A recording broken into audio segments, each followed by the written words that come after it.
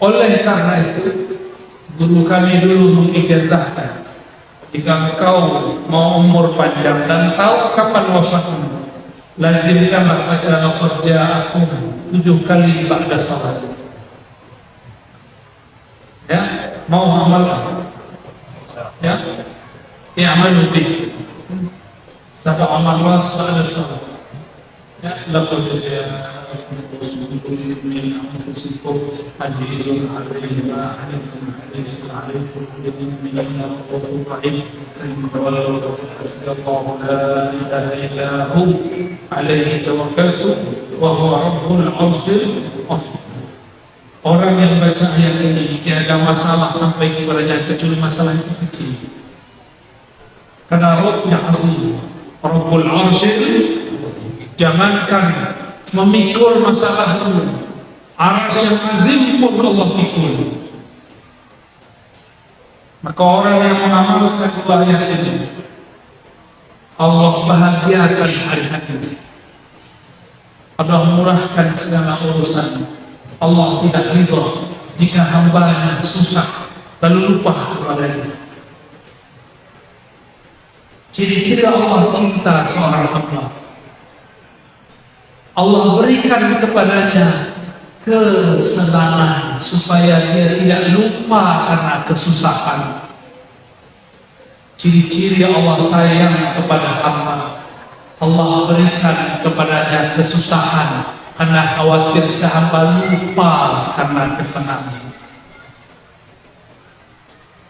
Maka jangan berburuk sangka kalau terjadi pandemi corona. Siapa tahu itu jalan Allah supaya kita ingat kepada Allah. Maka dunia ini berputar terus. Kadang nikmat, kadang musibah. Kadang nikmat, kadang musibah. Nikmat itu diberi supaya kita tidak bersuuzon kepada Allah. Tapi orang selalu diberi nikmat, maka dia akan lupa diri kepada Allah, ghaflah.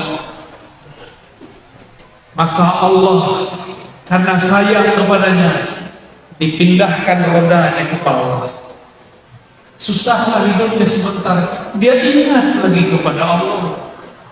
Begitulah terus. May yuridillahu bihi khairan yusib minhu. Hadis sahih Bukhari, hadis sahih. Siapa yang Allah kehendaki kebaikan baginya, khairan itu lebih dari sekedar baik. Khairan yani akhyaru, ahsan. Khairan itu yang lebih baik dan yang terbaik. Khairan itu sesuatu yang Allah pilihkan, bukan si hamba yang milih. Allah lah yang memilihkan. Siapa yang Allah kehendaki kebaikan yang lebih baik baginya, maka dia uji, yusib minhu, maka dia sapa. Dan musibah ada dua, ada bisyar,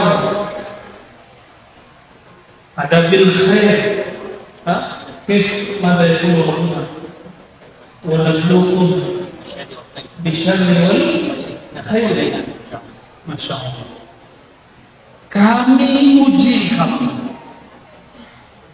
Balak bahasa Arab artinya uji. Diombang-ambing, diadu-adu, perasaannya diadu-adu.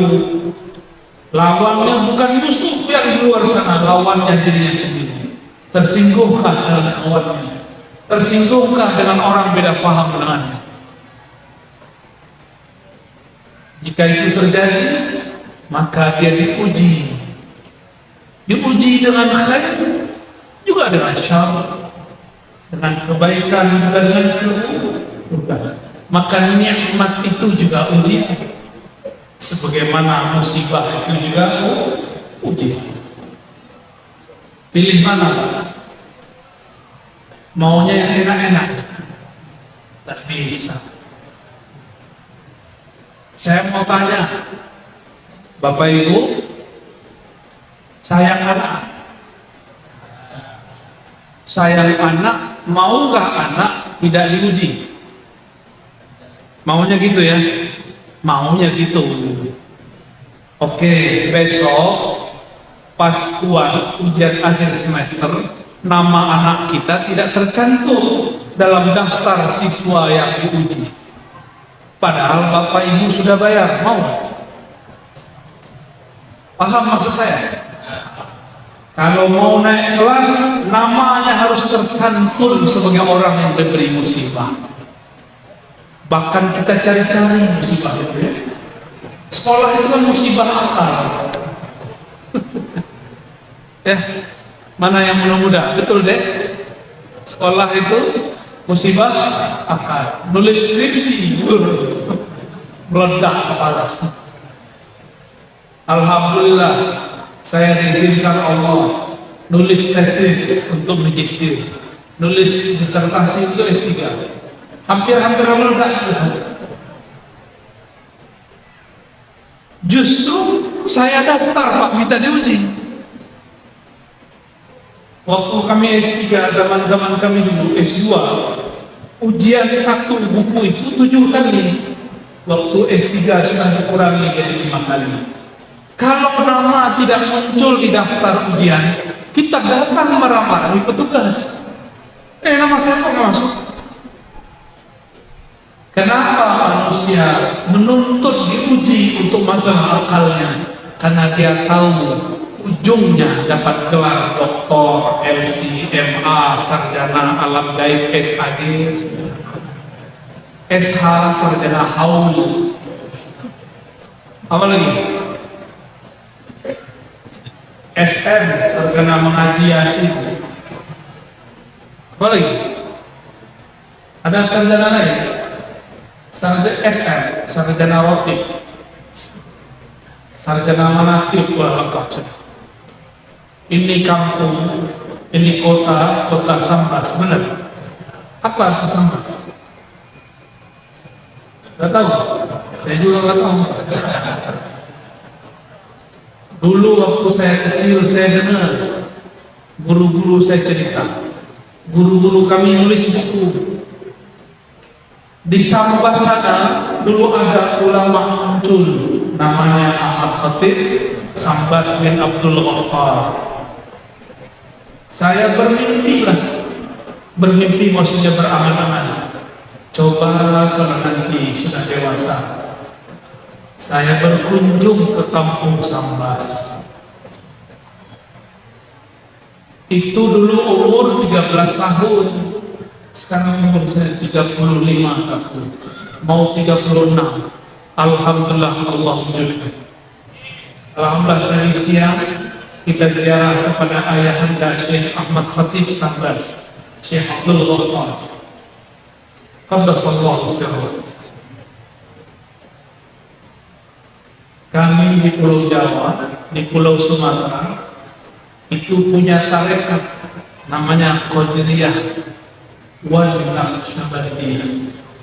Itu asalnya yang bawa orang sini, Syekh Ahmad Khatib Sambas. Masih ada orang Sambas kenal kita? Benar. Wajahnya kurang bercahaya. Insya Allah masih bercahaya. Kadang-kadang ulama itu seperti mercusuar, kata Pak. Terang dari jauh sana, tapi di bawahnya tidak terang.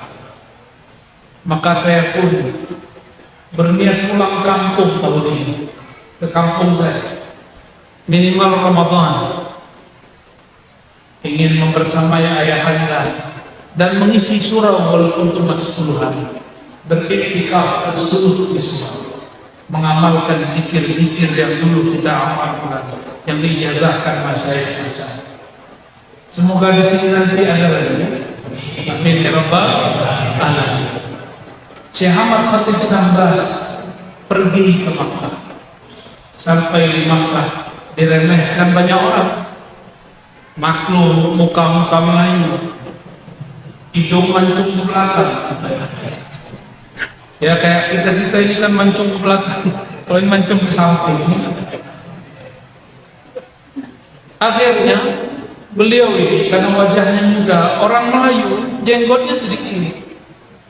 Ini coba lihat jenggotnya. Padahal saya lebih tua 4 tahun daripada dia. So, saya lebih tua saya daripada Syekh Ali. Tapi jenggotnya, Masya Allah, ada. Dulu Syekh Ahmad Khatib Sabbas, jenggotnya seperti saya, bahkan kurang. Umur 19 tahun jenggot belum ada. Paling seperti tusuk sate. Kayak antum ini, ini. Padahal umur sudah 91 ya. Syekh Ahmad Khatib Sabbas belum jadi syekh, tidak diterima talaqi oleh masyayikh Arab.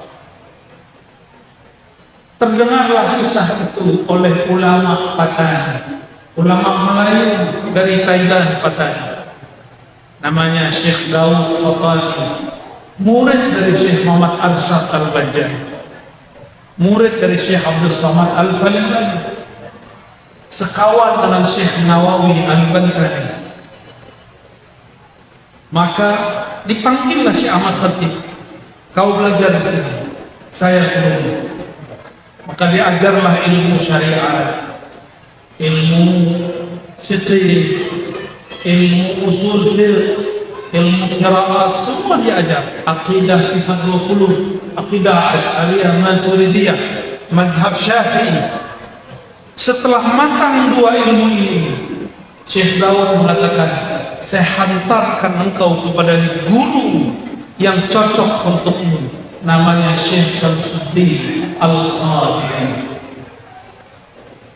Al-Makki. Diantarkan kepada Syekh Syamsuddin, mursyid tariqah Al-Qadiriyah di Makkah. Ditalqinkanlah zikir keras, la ilaha illallah. Dengan itu usul sampailah kesadaran ma'rifat Syekh Ahmad Khatib Sabbas kepada Allah. Diijazahkanlah ia, dan kita tidak mendapatkan sanad selain sanad Syekh Ahmad Khatib Sabbas yang menyebutkan dari Syekh Syamsuddin. Berarti murid Syekh Syamsuddin yang bertahan ilmunya cuma Syekh Ahmad Khatib Sabbas. Orang tapi orang Sambas meremehkan zikir ini. Ya, saya dengar sudah mulai ada yang membid'ahkan. Dia lupa, kata dia di Mekah tidak ada orang zikir-zikir begitu. La ilaha illallah. Ya salam ya akhi. Dulu ilmu ini diambil dari Mekah. Ente datang ke Mekah zaman now. Zaman now Mekah dikuasai Al-Wahabiyah. Saudara kita, masih saudara kita, jangan benci. Wahabiyah ini sangat keras. Mereka tidak bermazhab, mereka anti mazhab dan menganggap sufi-sufi penyembah kubur, musyrik, khurafat. Kebetulan ini mantan, dia lebih lama mantannya daripada saya. Ya. Jadi dia tanya sama saya, ya, kamu dulu kalau dengar sufi gimana? Sufi musyrik itu. Oh sama. Pos dulu. Sama-sama mantan. Jadi kami itu kalau melihat ada orang dulu pergi ziarah-ziarah kubur, ubadul kubur, penyembah kubur, susah. Ada nggak orang Sambas sujud ke kubur? Ada. Orang Sambas ke kubur mendoakan ahli kubur, bukan minta ke kubur, ya betul. Kita tawassul tidak minta kepada wali, kita tetap minta kepada Allah. Kenapa sebut wali? Karena kita bersanad kepada wali. Laulal murabbi ma'araftu rabbi. Kalau tidak ada guru mursyid murabbi, kita tidak kenal Rabb Allah Subhanahu wa ta'ala. La yashkurullah, la yashkur, tidak bersyukur kepada Allah. Malam yashkurin nas, yang tidak berterima kasih kepada manusia. Dan dua golongan manusia yang paling berhak kita berterima kasih. Satu, walidna, orang tua kita di sini. Yang kedua, murabbi ruhina, guru kita. Orang tua doa, ya Allah mudahkan rezeki anakku. Orang tua. Tapi kalau guru berdoa, ya Allah mudahkan rezeki muridku, mudahkan urusan dunianya, selamatkan dia sampai akhirat. Lebih sayang guru atau orang tua? Guru tiap hari doakan murid supaya selamat dunia akhirat. Orang tua paling cuma mendoakan selamat di dunia. Maka beruntunglah orang tua yang mendoakan keselamatan anak dunia akhirat. Maka Bapak Ibu, malam ini mulai kita ganti doa kita sebagai orang tua. Doakan anak, ya Allah selamatkan anak-anakku, saudara-saudaraku, dunia dan akhirat. Mudah tuh? Susah nggak? Mukmin yang dicinta Allah, mukmin yang mendoakan saudara. Maka disebut dalam hadis Muslim, doa paling mustajab, doaul muslim li akhi, doaul mukmin li akhi, doa seorang mukmin kepada saudara.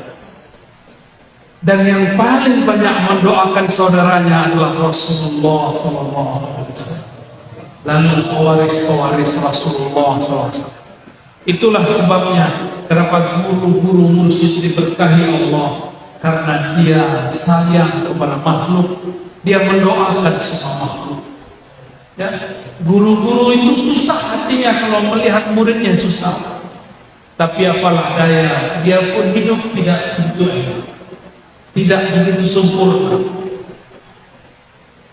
Maka Bapak Ibu saudarakan Allah, mengingat sejarah yang sangat mahal, mari bangkitkan kembali semangat rohani yang dulu dihidupkan oleh Syekh Ahmad Khatib Sambas. Dulu beliau pulang, ketemu Belanda balik. Sekarang nggak ketemu Belanda, nggak ada yang melarang zikrullah. Tanya sahabat saya, di Indonesia lah tempat paling bebas ngajar agama. Sahih. Indonesia baladna hada biladku sah lidawah wa ta'lim. Di Mesir buat majelis begini datang askar. Mana izin? Sijil. Hatta leon sampai sekarang. Apalagi pandemi, dah dapat izin, Pak. Fabi ayyi ala'i rabbikuma, nikmat apa lagi yang kau tidak syukuri? Mulailah mendoakan ulama dan umara. Maka di khutbah-khutbah saya mengajak semua ulama, kritik silakan, tapi doakan mereka. Sepakat? Sampaikan kritik, tapi jangan lupa mendoakan. Emang enak dikritik doang? Kita aja dikritik gak suka, apalagi kita musuhan. Orang kritik kita baik-baik pun susah terima, apalagi antum kritik dengan kata-kata kasar. Maka berkata-katalah kata yang baik. Ya. Dalam hal ini saya bersyukur bertemu saudaraku-saudaraku semua, orang-orang yang mencintai Syekh Ahmad Khatib, wali min awliyaillah. Di Pulau Jawa ada Jawa Barat, ada Jawa Tengah, ada Jawa Timur, ada Banten. Di Banten ada Syekh Asmawi, bertorikot Qadiriyah, Naqsyabandiyah, jalur Syekh Ahmad. Di Jawa Barat ada Abah Anom. Abah Anom itu bahasa Melayu usia muda. Di kampung saya, kalau orang dapat ijazah tarekat yang masih muda, dapat gelar syekh muda. Tapi saya nggak mau menerima gelar itu, saya gelarnya syekh aja. nggak mau dapat gelar muda, sok-sok tua. Dan alhamdulillah guru saya tidak bilang kamu tidak syekh muda, kamu syekh. Dulu waktu masih umur 27 tahun diijazahkan thariqah Naqsyabandiyah oleh guru.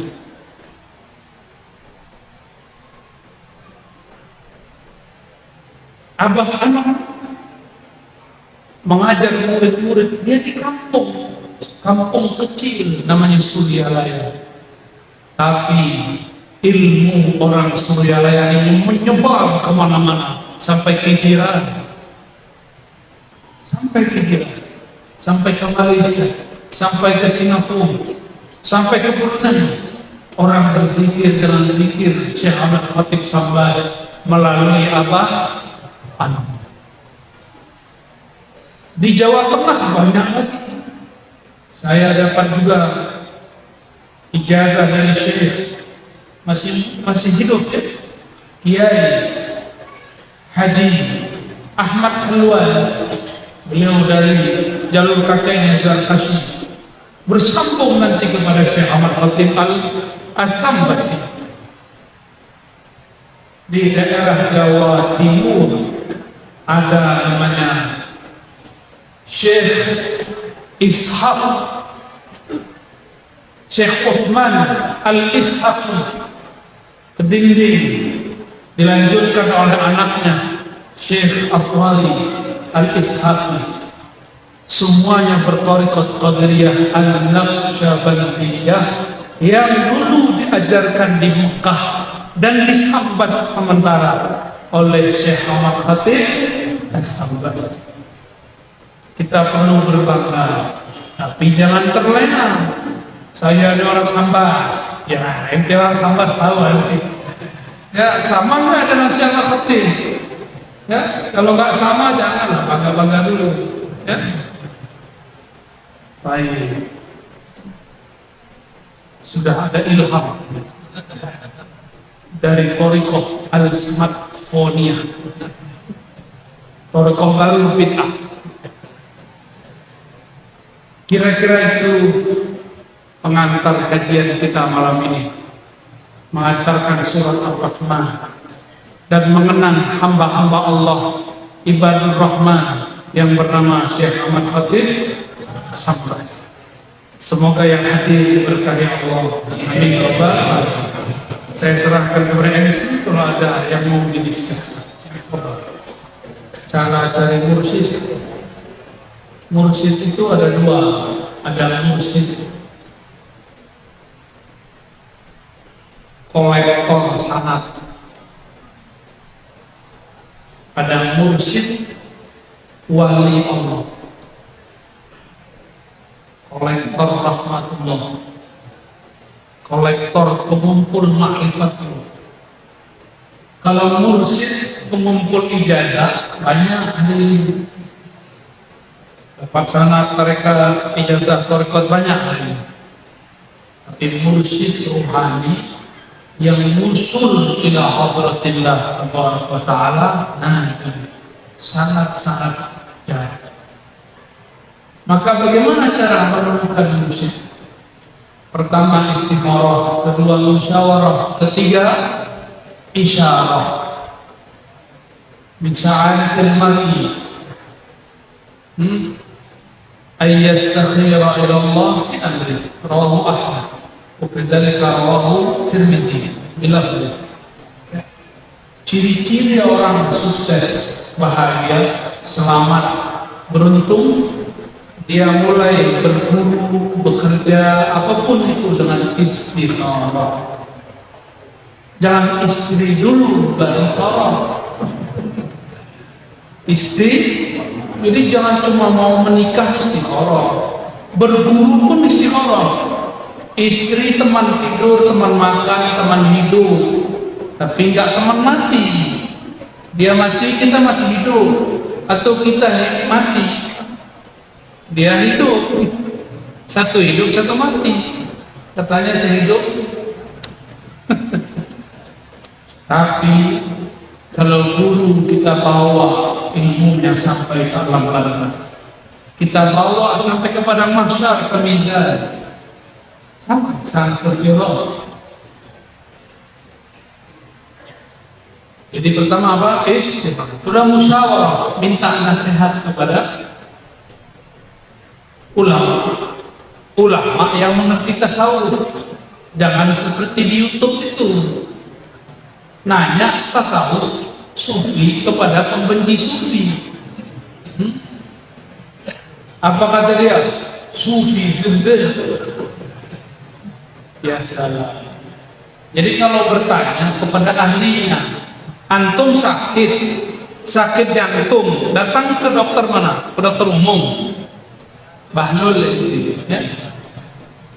Sakit paru, datang ke dokter jantung. Lebih bahlul lagi. Kenapa orang-orang dalam beragama tidak sepintar ketika dia sakit badannya? Jika sakit rohani kolbu, datang ke ahli kolbu.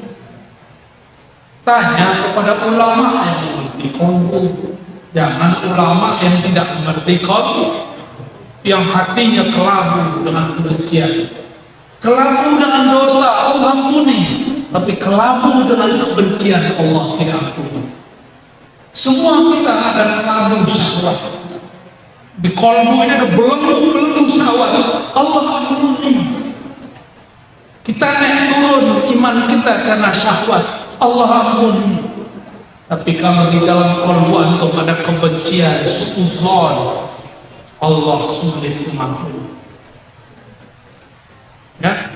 Dan yang ketiga, isyarah. Bertanya seorang sahabat kepada Rasulullah SAW, man awliyaullah? Faqala sallallahu alaihi wasallam, man iza dzukirallah. Siapakah wali Allah itu, wahai Rasulullah? Lalu Nabi menjawab, orang yang jika engkau pandang mereka, yang jika mereka dilihat, diingat, dikenang, disimak kajian-kajiannya, kalam-kalamnya, petuah-petuahnya, zukirullah, mereka itu membuat kita ingat kepada Allah. Kalau sudah bertemu yang begitu, pastikan dia mursyidnya itu mursyidnya kita. Jadi mursyid bukan yang berserban, itu mah gampang Pak. Ini wajah-wajah preman itu mancung dikit, brewok, kasih serban. Syekh. Apa itu yang syekh? Ini wajahnya cocok ini. Itu cocok datangnya. Ini datang di Sumatera Barat dia datang. Sampai di sini duduk di bawah. Udah brewok, hidung mancung, ya. Kasih serban, jadi Habib. Habib Wahabi. Marga itu apa? Marga Satwa. Hai. Bukan itu yang kita cari. Kalau antum mengatakan guru mursyid itu orang-orang yang berserban, di Yaman nyabit rumput pakai serban. Kita hormat kepada serban. Saya dapat sangat serban dari bersambung kepada serban Rasulullah. Tapi bukan itulah tanda seorang mursyid. Nanti ada masanya saya berserban. Nah, sekarang masih senang dengan kopiah. Ini kopiah apa namanya? Biasa kopiah hitam. Ya. Karena saya masih merasa kolbu saya hitam, belum pantas pakai serban yang putih. Maka saya nggak berani pakai serban. Sedih. Hati saya tahu hati. Allah Maha tahu isi hati saya. Maka saya belum merasa pantas menggunakan imamatul Rasul sallallahu alaihi wasallam. Ya, belum pantas. Insya Allah nanti yaumin ma, ya, di suatu saat Jika Allah sudah takdirkan guru saya memerintah, saya pakai serban. Ya, don't main serban pakai nafsu. Nanti malu-maluin serban. Perban aja otaknya. Ya. Baik. Sudah terjawab? Pertama apa? Istikharah. Kedua, musyawarah. Ketiga, isyarah. Berarti menggunakan sir. Wallahu a'lam bishawab. Qul in kuntum tuhibbuna Allah fattabi'uni. Jika engkau cinta mahabbah kepada Allah, mahabbah kepada Allah puncaknya dalam salat,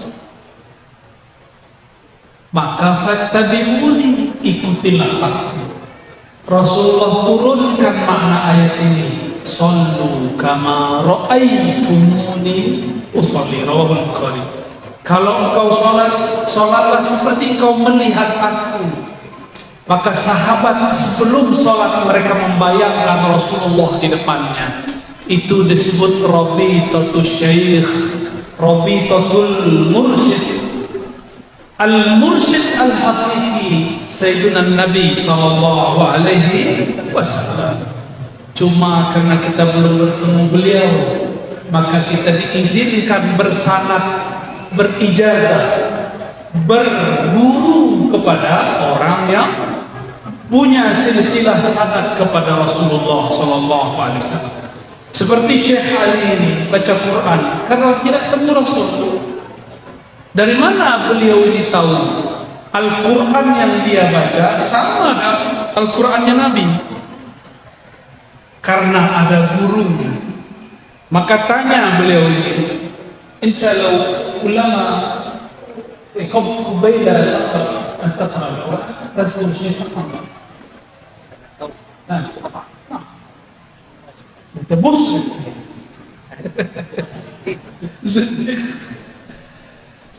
Allah SWT. Saya tanya sama beliau, antum kalau membaca Quran terbayang guru nggak? Cara membacanya, cara ngajarnya? Dia bilang iya. Saya langsung bilang ente musyrik. Dia jawab ane zindik. Pas ya. Sesama mantan begitu. Baik. As-salafi as-salih. As-salafi salih. Anak kadzalik. Alhamdulillah.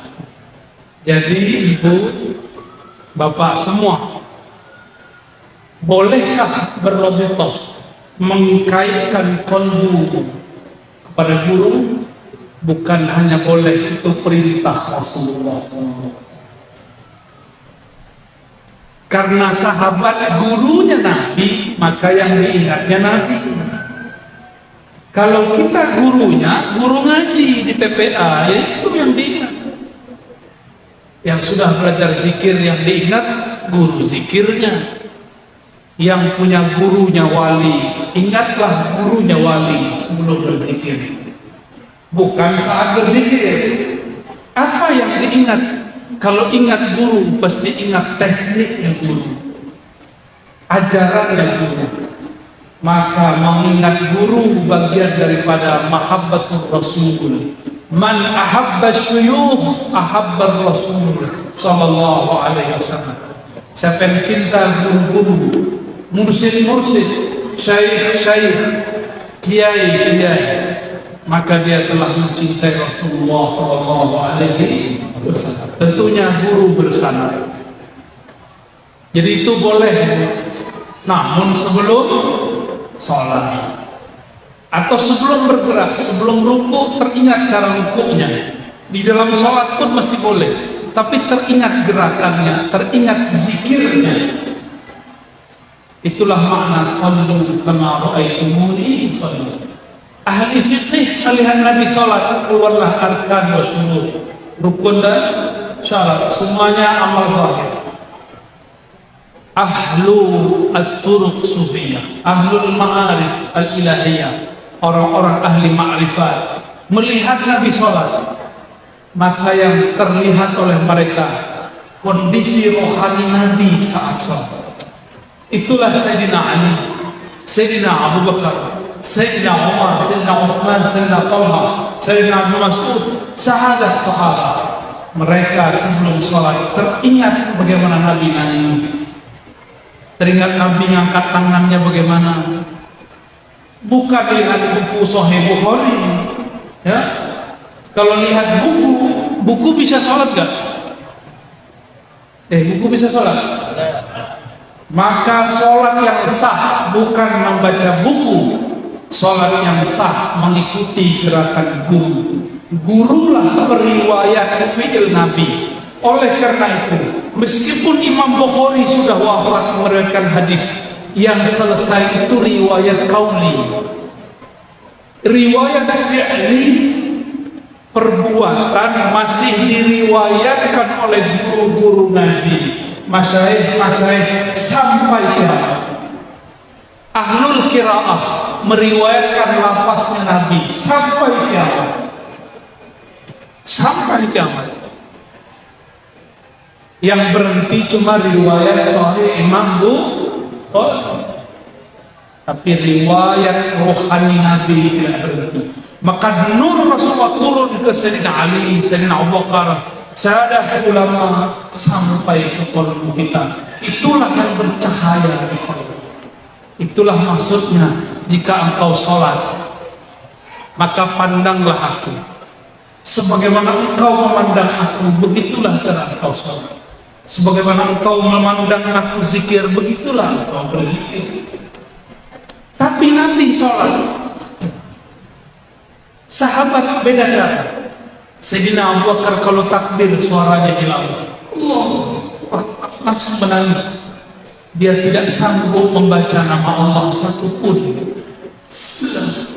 Langsung suaranya menangis. Baik dengan Sayyidina Umar, seperti Syekh Ali tadi, ya. Bismillahirrahmanirrahim. Sekarang ada lagi cara baru. Bismillahirrahmanirrahim. Alhamdulillah alamin. Rahmanirrahim. Salah. Itu enggak bergurunya kepada YouTube. Wali YouTube. Orang wali YouTube, dia wali YouTube. Kalau baca Quran saja mesti berguru, apalagi ingin memahami salah satu yang dipahami dari Quran adalah cara sholat. Ya, jadi jangan ngikutin suara. Mentang-mentang sudah baca kawan kita satu fasenya. Qul ya ayyuhal kafirun. Harus bagus, kira asing. Pengen seperti orang Arab, supaya jamaah nanti merasa sholat di belakang suderis. Besok-besok dia jam-jam. Salah. Gitu ya. Allah alam bis. Bapak, saya gila. Hitung tarekat saya. Samanya. 1, Qadiriyah. 2, 3, Naqsyabandiyah. Hitung, ada berapa? Ya. Hitung lagi. Syaziliyah. Idrisiyah. Lagi. Mau berapa lagi antum? Gabungan Qadiriyah, TKN, Naqsyabandiyah, Qadiriyah, Naqsyabandiyah. Ada berapa? Ada lagi Ba'lawiyah, ada lagi Idrusiyah, ada lagi Junaidiyah. Mau berapa antum maunya?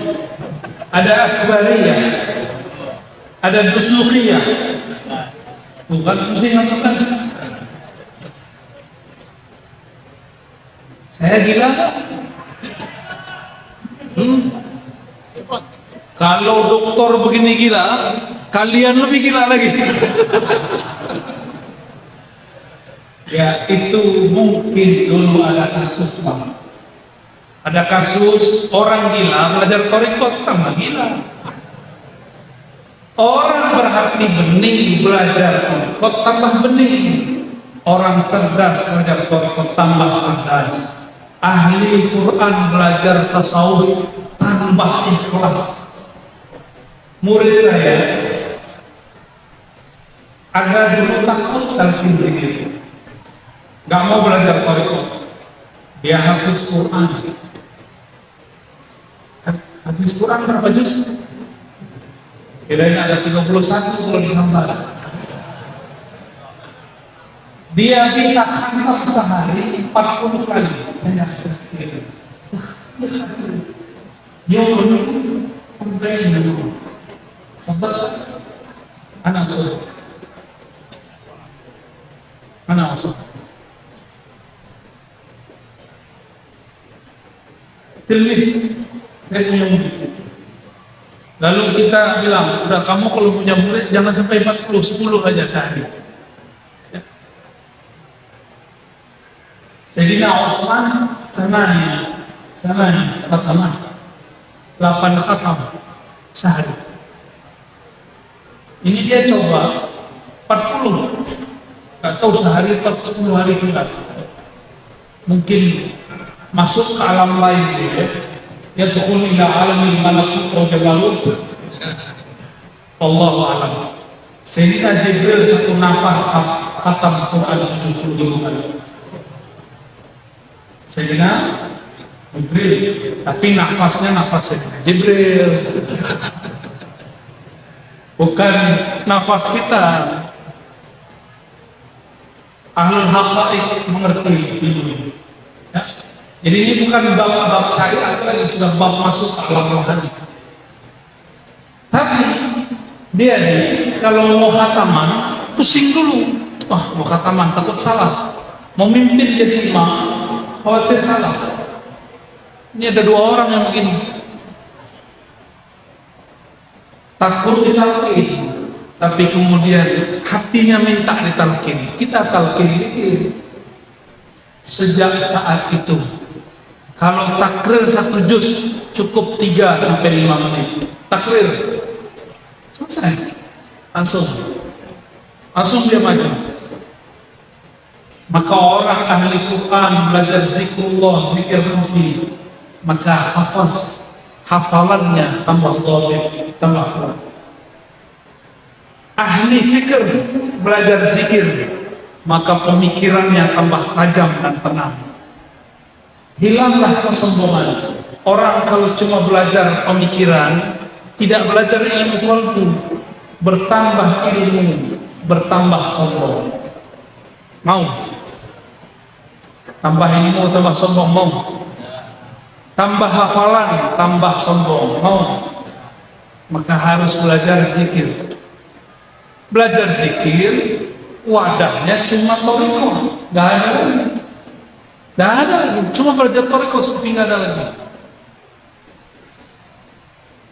Syekh Ahmad Khatib Sambas membawa 3 ini: akidah Ahlussunnah, mazhab Syafi'i, tasawuf. Sebenarnya beliau mengajarkan 5 thariqah. 5 thariqah. Cuma disederhanakan jadi 2. Jadi thariqah beliau selain Naqsyabandiyah, Qadiriyah, ada lagi Al-Fasiyah, ada lagi Junaidiyah, ada lagi As-Samaniyah. Thariqahnya Abah Burus Kumpul digabung, disederhanakan menjadi Al-Naqsyabandiyah dan Qadiriyah atau dibagi. Apakah Syekh Ahmad Khatib Sambas gila? Di Mesir ada Syekh Al-Jum'ah Zalim, walaupun ada muskilah sia-sia, tapi karena zakiyah, betul-betul cerdas, bukan main. Ada pertanyaan apa saja dijawab dengan hujjah yang sangat jelas. Mursyid thariqah, jadi mufti di Mesir. Ada yang namanya mirip dengan Ahmad Khatib, Ahmad Khatib Al-Minangkawi. Beliau mursyid thariqat khalwatiyah. Thariqat apa? Gimana? Itu orang hebat semua, nggak ada yang gila. Antum yang gila. Jangan-jangan yang kita lihat itu orang gila belajar thariqat. Tapi ingat ini bocoran rahasia kita. Setan nggak boleh tahu. Setan itu nggak rela orang kenal Allah.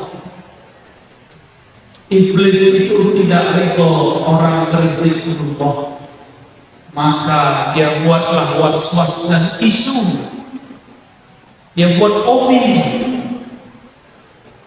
isya'ah, opini, isu bahwa bertasawuf itu junun, bertasawuf itu gila, supaya orang-orang yang separuh-separuh gila takut belajar tasawuf. Jadi yang benar, orang gila belajar tasawuf tambah, kalau orang waras belajar tasawuf tambah waras. Yang depan saya orang waras bukan? Pengen tambah waras? Pengen khusyuk? Belajar zikir. Cari gurunya. Ya, kalau masih ada di Sambas, temui mereka. Mohon maaf nih para mursyid, para wakil talqin, aneh kerjain antum ya. Nanti orang banyak datang ke antum semua. Saya pulang ke kampung saya, itu seorang mursyid datang. Dia marah ke saya. Apa kata dia? Karena kau nih. Lah, kenapa mursyid? Kenapa syekh? Karena kau nih 15 hari aku belum tidur. Loh, kenapa syekh? Mereka minta talqin semua. Mereka minta talqin semua. Ya saya bilang alhamdulillah. Ya dia alhamdulillah. Bahagia juga boleh. Alhamdulillah. Maka saya mengimbau kepada guru-guru mursyid, mulailah menata kembali biar rapi, jangan terlalu keras, jangan juga terlalu lembut, sedang-sedang saja. Jika bisa diringankan, ringankan, karena zaman sudah berubah. Orang sekarang sudah berthariqat baru, thariqat smartphone ini, thariqat baru. Haram bid'ah pakai tasbih subhan, tapi tidak bid'ah pakai ya. Begitu? Baik, cukup ya? Ada lagi? Kelas ya? Saya mau jalan lagi ke apa namanya? Singkawang. Mohon izin, tidak dapat salam-salaman, cukup dengan hati saja. Mohon doa selalu, semoga saya istiqomah di jalan. Doakan saya, keluarga, teman-teman, kawan-kawan istiqomah di jalan. Saya doakan juga yang hadir menjadi kekasih-kekasih Allah. Al-Fatihah. Ya.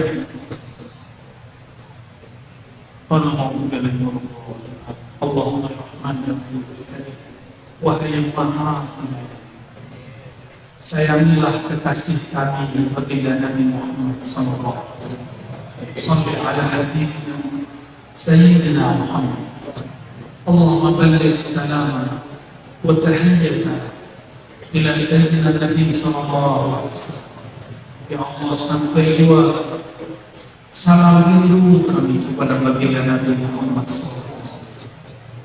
Ya Allah, kalbu kami penuh dosa, kalbu kami penuh dengan noda dosa, kalbu kami di dalamnya ada zulumat, kegelapan, ada kejahilan. Engkaulah yang meneranginya, ya Allah, ya Nur, ya man huwa nurun ala nur. Wahai pemilik cahaya, wahai yang menerangi alam semesta, terangilah alam qalbu kami dengan nur mengenal Engkau, nur ma'rifat kepada Engkau, nur zikrullah, menyebut-nyebut nama. Ya Allah, saksikan malam ini kami mengakui semua dosa-dosa kami, semua masa lalu kami yang penuh dengan maksiat, semua masa lalu kami yang penuh dengan kegelapan, semua masa lalu kami dengan penuh kebanggaan. Hanya Engkaulah ya Allah yang dapat mengampuni. Meskipun dosa kami sepenuh langit dan bumi, ya Allah, ampunan Engkau memenuhi arasmu ya Allah, maka birahmatika ya Allah faghfir lana wa li jami'il hadirin wal hadirat. Dengan rahmat Engkau yang maha luas, sayangi semua yang hadir, baik yang laki-laki ataupun perempuan. Allahumma ya Rahman ya Rahim ya Karim, birahmaniyatik fakhtimna bi husnil khatimah.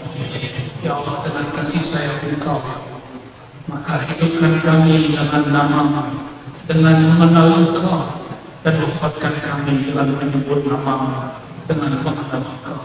Amin ya rabbal alamin. Rabbana atina fid dunya hasanah wa fil akhirati hasanah wa qina adzabannar. Bijahi Nabi sallallahu alaihi wasallam. Alhamdulillahi rabbil alamin. Mohon izin. Assalamualaikum warahmatullahi wabarakatuh.